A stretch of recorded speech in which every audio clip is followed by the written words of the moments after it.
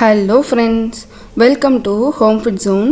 இன்றைக்கி இந்த வீடியோவில் ஒரு நல்ல வெரைட்டி ரைஸ் ரெசிபி ஒரு சில சிம்பிளான பொருட்கள் வச்சு நம்ம ரொம்ப எளிமையாக பண்ணலாம். இது எப்படி செய்யறது பார்க்கலாம். செய்கிறதுக்கு நான் இன்றைக்கி இது மாதிரி ஒரு கப் அளவுக்கு சின்ன நெல்லிக்காய் எடுத்திருக்கேன். இதில் உள்ளே இருக்கிற விதையெல்லாம் எடுத்துகிட்டு பொடிசை கட் பண்ணி எடுத்துக்கோங்க. இந்த மாதிரி இதை ஒரு மிக்ஸி ஜாரில் மாற்றிக்கலாம். இதில் தண்ணி எதுவுமே சேர்க்க வேண்டாம், நல்லா மையாக அரைச்சி எடுத்துகிட்டு வந்துடுங்க. இந்த அளவுக்கு நல்லா மையாக அரைச்சிருந்துருக்கணும்.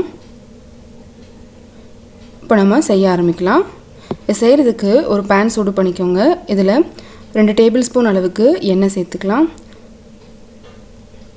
எண்ணெய் நல்லா சூடானதும் 1 டீஸ்பூன் கடலைப்பருப்பு, 1 டீஸ்பூன் உளுந்து, 1 டேபிள் ஸ்பூன் அளவு வேர்க்கடலை சேர்த்துட்டு இது மூணுமே லேசாக செவந்து வர வரைக்கும் வறுத்து எடுத்துக்கோங்க.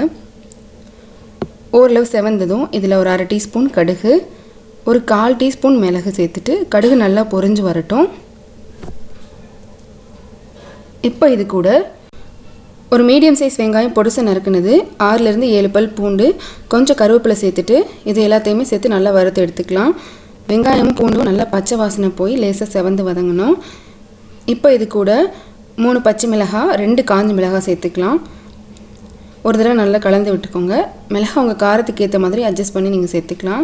இப்போ இது கூட நம்ம அரைச்சிருக்கிற நெல்லிக்காய் பேஸ்ட், 1/2 டீஸ்பூன் உப்பு, 1/4 டீஸ்பூன் மஞ்சள் தூள், 1/4 டீஸ்பூன் பெருங்காயத்தூள் சேர்த்துட்டு நெல்லிக்காயோட பேஸ்ட் பச்சை வாசனை போகிற வரைக்கும் ஒரு 2 நிமிஷம் நல்லா ஃப்ரை பண்ணி எடுத்துக்கோங்க.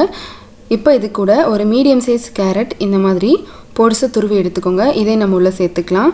கேரட் ரொம்ப நல்லா வதங்கணும்னு தேவையில்லை, லேசாக பச்சை வாசனை போனாலே போதும்.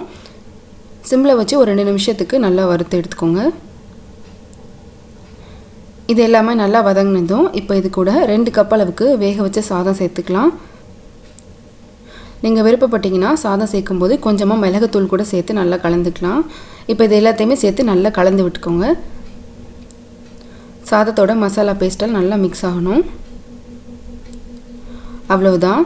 ஒரு 5 நிமிஷம் இதை அப்படியே விட்டுட்டு அப்புறமா எடுத்து சர்வ் பண்ணிங்கன்னா ரொம்ப நல்லாயிருக்கும். கண்டிப்பாக இது குழந்தைங்களுக்கு ரொம்ப பிடிச்ச ஒரு ரெசிபியாக இருக்கும். ஒரு சிம்பிளான லஞ்ச் ரெசிபியாக இருக்கும். கண்டிப்பாக இதே மாதிரியே நீங்கள் செஞ்சு பாருங்கள். இந்த ரெசிபி உங்களுக்கு பிடிச்சிருந்ததுன்னா லைக் பண்ணுங்கள், ஷேர் பண்ணுங்கள், கமெண்ட் பண்ணுங்கள். கண்டிப்பாக ஹோம் ஃபுட் ஜோனுக்கு சப்ஸ்கிரைப் பண்ண மறக்காதீங்க.